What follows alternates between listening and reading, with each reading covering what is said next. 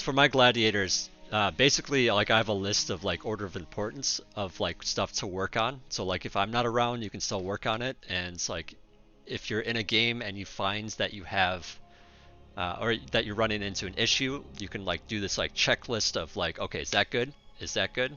You know, if those are good, then work on this. If that's good, then work on this, and just like have a focus and a try to hone in on one particular thing as you're playing.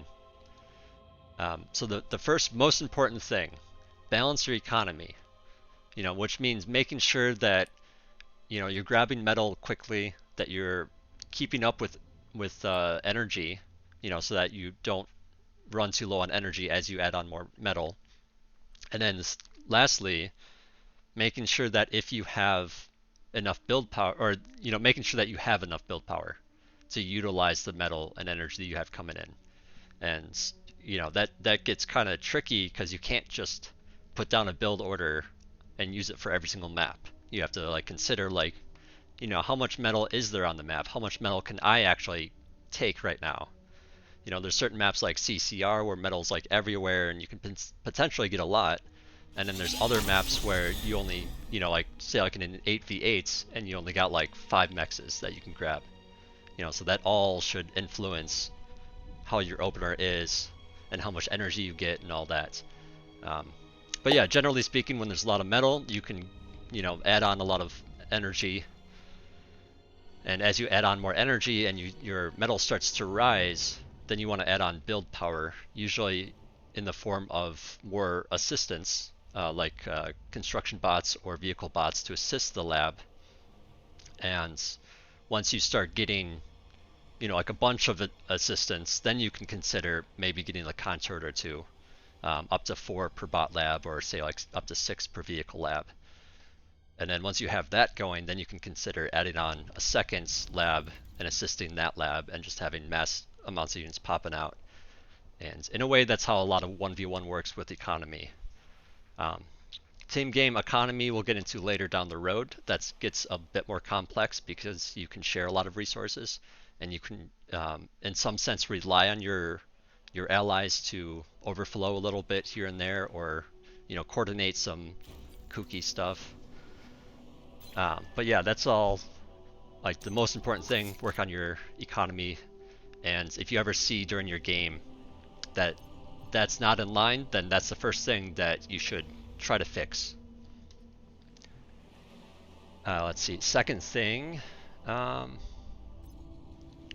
if you ever run into a situation where your economy is redlining in some way, like which this usually pertains to energy, like let's say your energy is completely out, like you're using it all as it comes out, and your units are popping out slowly because of it. In that moment, you should want to rectify that as soon as possible so that you can start cranking units out quickly again. In order to do that, take as much build power as you think you need for it to get it done ASAP. Like if you need to add on another solar, like say you don't have a lot of build power at your base yet, and your commander's moving out, you could use your commander to build a solar if need be, which kind of has the added bonus of solars can kind of act as walls for certain units because they have a bit more hit points and whatnot. So like placing them on certain sides of turrets can be really nice. Let's see. But yeah, that also includes things like if your construction build power is too low. Like if you start making a bunch of, like say you forget and your metal ends up being rather high and your energy is already pretty high, then you may want to like consider like, okay, I need cons out now to utilize this it's kind of like admitting like, okay, I screwed up with this, but let me rectify it by getting a couple extra constructors out now instead of when they would maybe pop out. Like say you have a queue of constructors. For example, in this game that we're just watching here, I decided to add on one builder before, because I have it set up so it's 1 to 8s right now. I'm producing one construction vehicle to 8 blitzes. But sometimes I may want one sooner than that, so I'll just use Alt, and click on it to add it to the front of the queue. FYI, if you guys haven't been using repeats, I highly recommend having that on. That is something in the settings that you can turn on by default, but just know that by putting it on by default, it doesn't turn the repeat thing on until the building is finished. So anything you queue with alt before that will be added to the regular queue. Just something to keep in mind. Let's see. Oh yeah, so when you have a lot of con assistants out on your lab, and you have like a lot of build power, you might want to consider the turret to add it on quicker. But if you don't have a lot of cons out yet, you might want to get the more cons first before the turret so that you can produce the turret quickly, type of thing.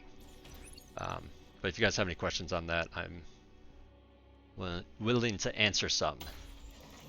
Does anybody in chat have any questions on any of that, or if Ragnar has anything to add or I don't know, say about it?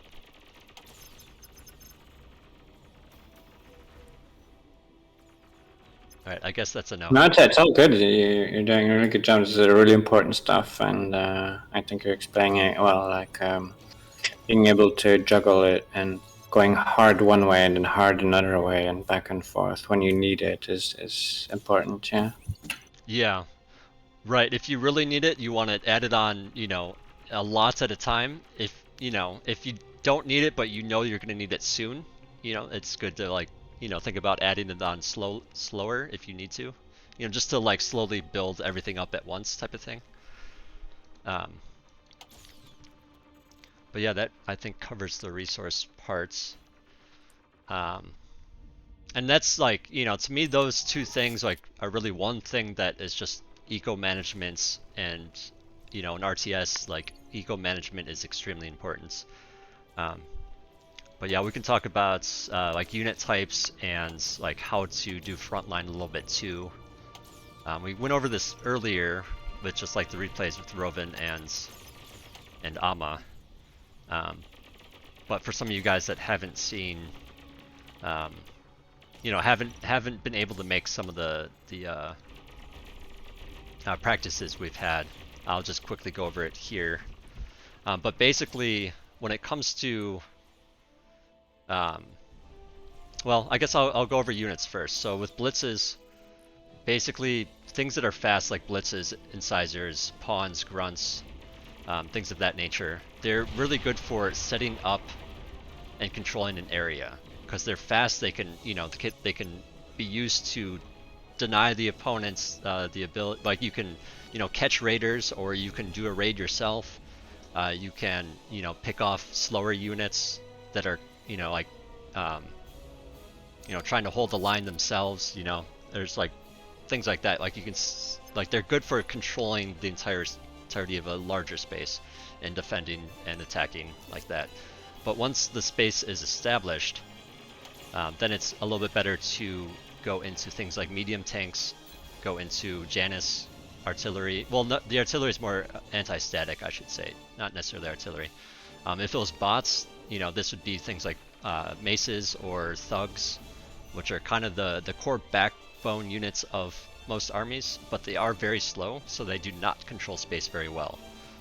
So if the map has a lot of chokes, then they're a little bit better because the enemy can't really run around them as much. But on a map like this, for example, like it is kind of a wide area, and so incisors, grunts, pawns, all that do rather well.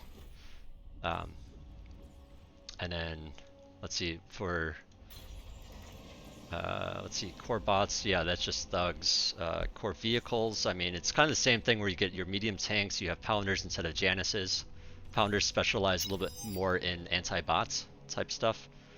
Janus instead is more like this one big damage dealing burst, but it attacks slowly. And so like you can do things like get a couple of Januses, like I think it's something like 5, and then you just like run in and attack the commander, and if you keep your distance enough, they can just like kill the commander relatively quickly. Whistlers and I forget what the core version's called, but basically the missile trucks. I'm sorry, what was it? screamers are. Is this Oh, I thought we no were the talking about the long ranged air. no just the missile bots. Yeah, I forget what the core version's called, but you know the missile truck in the vehicle lab of T1 are basically really good because of their LOS. Like they can see a bit further. Um, they can also shoot pretty far and they hit air, but they also do very little damage. So they're not something you want your core army to be made out of, usually. But it can, like, in like low skill games, you can scare people away with them just because of that huge range. But if you're up against it, you can just like run in there and with like a bunch of medium tanks, pick them off pretty quickly actually, because their DPS is so low. Um, let's see. Centurions for bots. Centurion is a special bot unit for Armada only, and it's like really good against pawns. It can hold its ground pretty well, but it is extremely expensive and pretty easy for players to like run around them and not engage with them. But they can hold a position pretty well. Um, let's see, and then the rocket bots. The rocket bots are mainly anti-static. Both of us in this game are not going bots, so it's kind of hard to talk about all this stuff, but basically rocket bots are good against LLTs. Like against this it would do rather well. But things like beamers and was it the twin guard? The twin guard, by the way, is basically like two LLTs stacked on top of each other, and the top one has like a little bit more range. But because of that little bit more range, they do better against the rocket bots. Things of that nature. But yeah, rocket bots also do pretty well against vehicles and slow-moving things because their missiles attack rather slowly and they have reasonable range. In a way, they're kind of like the missile truck, except with more DPS and a slower missile. I think that's all the units for T1. I mean, there's the amphibious tank, but you don't really need to worry about that unless they're only really useful if you're trying to like do a sneaky play through water. There is the Beaver, the amphibious construction vehicle. I forget what it's called for core, but if there's like say this map had some water mechs, you could use the Beaver to get the water or get the mechs in the water, whereas like a regular constructor cannot. It has no water mechs. Actually, I can't build any water units, I should say. But yeah, otherwise those units don't really get used. But yeah, I think that pretty much sums up the units. But in terms of like controlling the space, like yeah, things like incisors can run around. Vehicles cannot go up terrain such as this, by the way.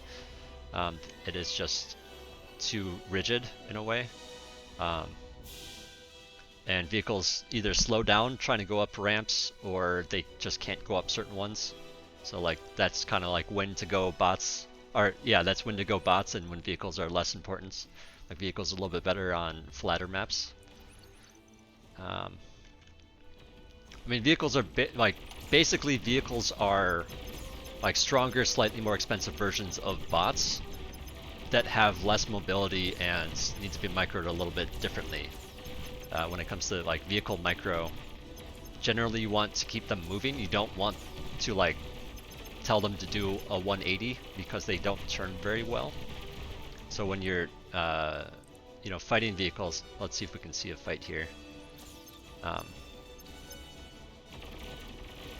Yeah, so I decided to just go in here, but generally, like if he had an army of vehicles here too, then you'd want to basically keep moving. Like you want to move in a circular motion, because every time it's too sharp of a turn, the vehicle will need to slow down in order to do the turn, and then you can't get away as easily, and it just becomes more difficult. Whereas with bots, you can go in, see an enemy, realize, oh, I can't really do much here, let's just turn around and go back. So that's the difference there.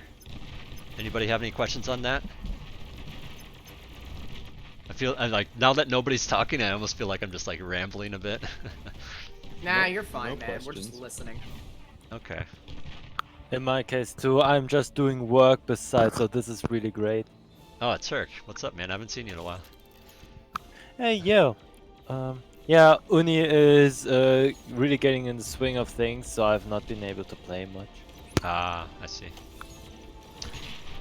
Let's see, what else is on my list of stuff to go over for now? I guess just really quickly, I'm gonna go over the, like, I guess, like when to get a con turret and when not to, and then like also when to get an A solar and when not to. So basically, con turrets take a while to build. They are the most efficient build power in terms of metal, but people oftentimes do not think about the fact that they take time to build. And so, you know, if you say try to build one really early, then your constructors are actually not, you know, they're not cranking units out, they're building the con turret, which, you know, might help you crank out units a little quicker in the long term, but you might, you know, like you're just going to be lower on unit counts until it's done. And then, you know, even then, like you might be lower on unit count in general just because of that. So it's actually better to like add on the build power slower by adding on more constructors like I did here. Obviously at this point in the game we're already, you know, like 15 minutes in. I have my, you know, a bunch of concerts up already. But early on, I would highly suggest getting more constructors before the concerts. And then, you know, once you have like, say like 5 or 6 constructors or maybe even a little bit more, then you can consider a concert or something like that. You know, besides the idea of it building, you're like adding on the build power slowly, you also have the added bonus of constructors producing energy. Each constructor produces its own just energy from nothing. I like to think there's like a little RTG in there or something that's like, you know, just adding some power to it. But yeah, RTG, that should be lore friendly. should be more friendly. What do you mean? Lore friendly. Oh, lore friendly. Yeah, totally. I might actually put that in when I'm doing my lore bits for those Nice. units. But anyways, construction vehicles, you know, they give a whopping like +10, which is actually pretty significant.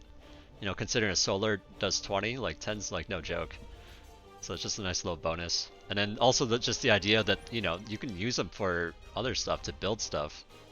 And like it's mobile, so you can like go out and do stuff. So like, you know, say you got a couple of constructors out here, like say these got picked off, you know, you can, you know, just take a couple of cons that are assisting and just, you know, go back to what you were doing before, you know, without having to consider like, oh, I need to build more constructors and now I'm not producing units and shit like that. So yeah, I definitely think it's more ideal to have the constructors. And I could be wrong, but I do think that there is a time, you know, a good time, you know, to eventually switch it into turrets, just to free up some constructors, and then you can also like produce another lab and they can assist that new lab and stuff like that. Here apparently my lab is still idle, which is kind of a sizable mistake, but that's besides the point. Whoops. This game, I was all over the place. I was like doing micro up here, doing micro, you know, or I should say up here and down here, and then base stuff, and yeah, it's just a lot for me at the moment. Contra's a pretty tough opponent, so. I bet. Yeah, the T2's coming out now too. Yeah. So to talk about the advanced solars, obviously I don't have any here on this map right now. And I actually end up doing this just because he had units coming in, I had so much extra energy, which I actually should not be producing this much energy. Definitely a mistake on my part. But in terms of building an advanced solar versus a regular solar, so it's kind of the same thing as the construction turret, where it just takes a lot of build power to build. It also takes a lot of energy, and I find people try to add it on extremely early and they don't really have the energy to build it yet, so they end up just slowing down their unit production significantly in order to get it. Instead, I would recommend, I mean, depending on the map, but like I would recommend if you have a lot of metal and you need energy to build regular solars, if it's a lower wind map. This map is a high winds map, so obviously you're not really going with solars, you're going with wind. In that case, I would just say that's, generally you want enough energy to be able to build it quickly.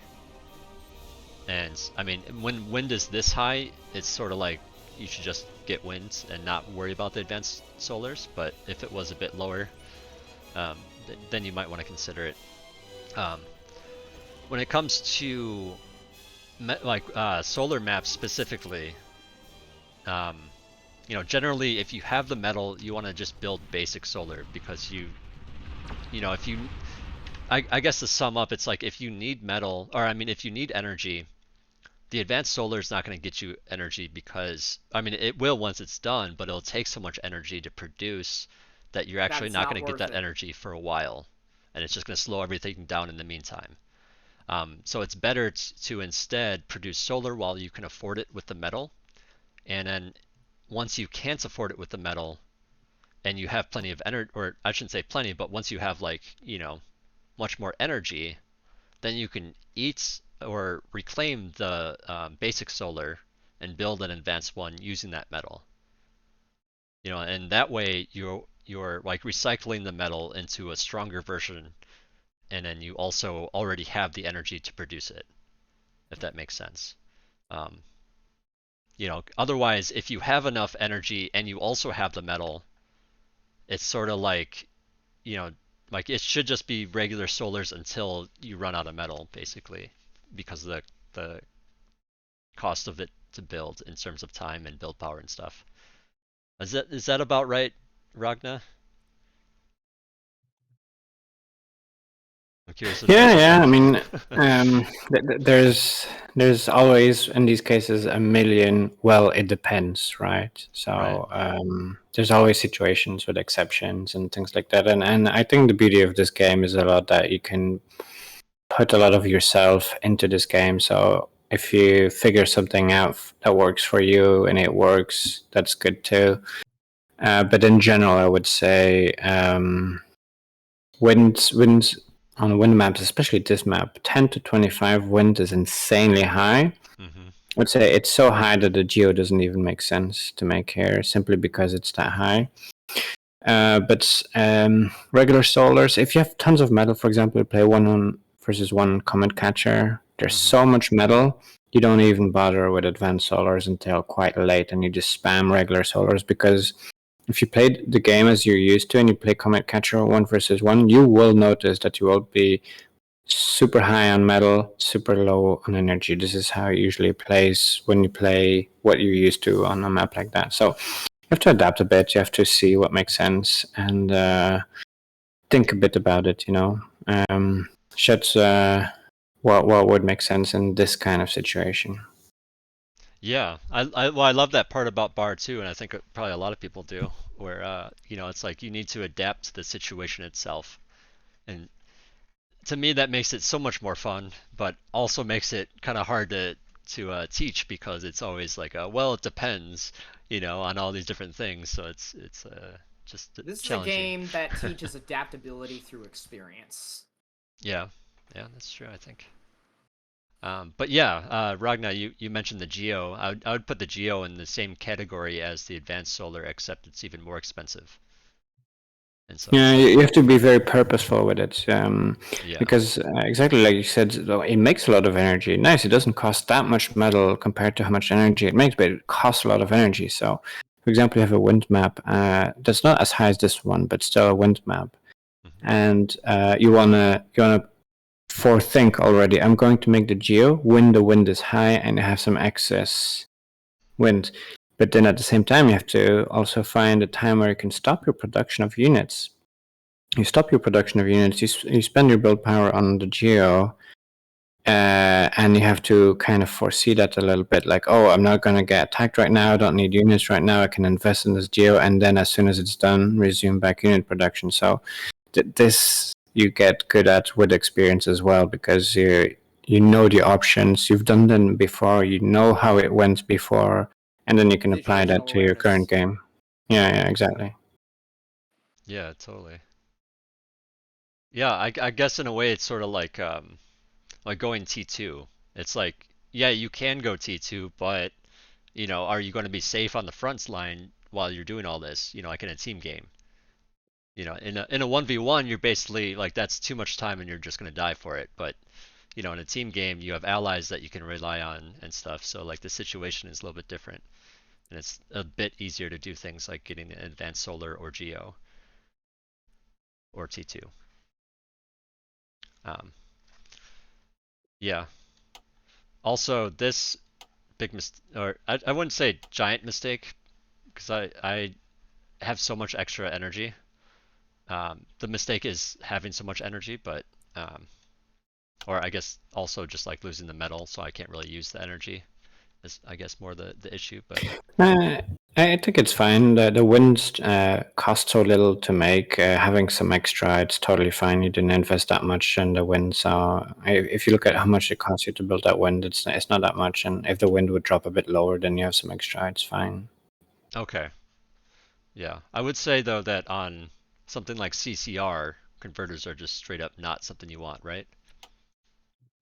I personally never make converters. Yeah. Period. Yeah, I would just say that on CCR, it's sort of like since you don't have wind, you have just solar, and so like you're spending so much metal on solar that it's like you shouldn't ever need it type of thing in the first place because CCR has so much metal on it. But then You also lose a lot of momentum because it's like, yeah, oh, but it doesn't cost metal. Well, actually, it also costs build power to make, attention, and so on. And if the enemy is making units, they expand on the map, they get more of the map, and you instead focus on metal makers. They're inefficient enough that the person who expands will win out, I guess. So, yeah, um, yeah. Well, obviously, in an 8 versus 8 format or something like that, like you said earlier, you're a bit more constrained. It's not as easy to make movements, especially as a single player and stuff like that. But I would say if you have a team of 8 people who all coordinatedly attack at the same time with all in, they will beat a team that tags and builds metal makers and stuff like that. It's just a bit more difficult to coordinate that in a random pump game, of course. oh yeah, totally. Yeah, I mean, I was just getting at the fact that in order to use the converters on something, on a very low wind map, it's sort of like like, or I should say, on a solar map, you're spending so much metal to get extra solar, just to pump it into converters is not ideal. Just because it would take so long for it to actually pay off, because it takes what it's um, like each solar does 20 energy and each converter costs 70. So you already need 3.5 solars just to make up for one converter, and so that's a lot of energy, or I mean, sorry, a lot of metal. And then if and you need to build power for that, so you need to pay Right. to make cons make that over a long period of time and everything. And if you think about the enemy using all of that to make units instead, for example, pawns or whatever, they're gonna have that many more pawns against you, and then they'll be able to take more of the map, and that will bring them more metal, reclaiming and everything. That will bring them more metal than what you have gained through the metal makers. Yep. Anybody have any questions about all that? Nope. Not that I can think of at the moment, off the top of my head, anyway. Okay. I mean, so those were What? the first like four things that I wanted to go through and just kind of I guess hammer in so that when you guys practice, you can kind of go down this list of things, and then just work on it one by one as you need it. Like and so like if you're playing a game live and you notice that you're running into like economy issues, that's what you want to focus on first, not the micro, not like the units, but like the economy aspect. because if you don't have as much units as your opponent, it's not going to matter what your micro is. Just to summarize the list, basically, yeah, number one, work on the balancing your economy. You know, that means making sure that you're expanding with metal, you're keeping up with energy to use that metal with, and then build power to, you know, crank units out with. And then, you know, expanded into that with concerts and stuff, but for summary purposes, let's move on. Secondly, yeah, just like if you're redlining or if you're redlining a resource, and that is to say you're completely out, you want to, you know, work towards grabbing that ASAP, and that's especially important when it comes to energy, because you know if you have a lot of like metals out on the map, so you need stuff to control that stuff. If you don't have the energy to produce units, then well, those metals are going to be easily lost. And then once you have both resources coming in pretty reasonably, you want to grab the build power. And you know, ideally, you want to anticipate what your need is going to be. So if you're grabbing a lot of metal, you want to consider like, okay, you know, I'm grabbing metal. I'm using, you know, each mech costs a little bit of energy. It's just 3, but it, you know, it adds up over a bit. You know, so just add on more stuff for energy. Sometimes that may mean adding on more guys to build more with. Like you can start off, for example, with like one. You know, you could like queue up a bunch of wind turbines with one constructor, and then like start queuing up some more with another, or you can assist the first one, which is a little bit more ideal with bots. But yeah, that's like the second thing. Third thing, I think I talked about like when to get a con turret and stuff like that, and then the fourth thing was just like when to get like advanced solar, geo, and all that stuff. And we went into quite a bit of detail with that, but oh yeah, and then we talked about the units a little bit. But does anybody have any questions on any of that? Nope. Okay, well I think that pretty much concludes what I wanted to go over today. You guys want to get some practice in? Or, Yes.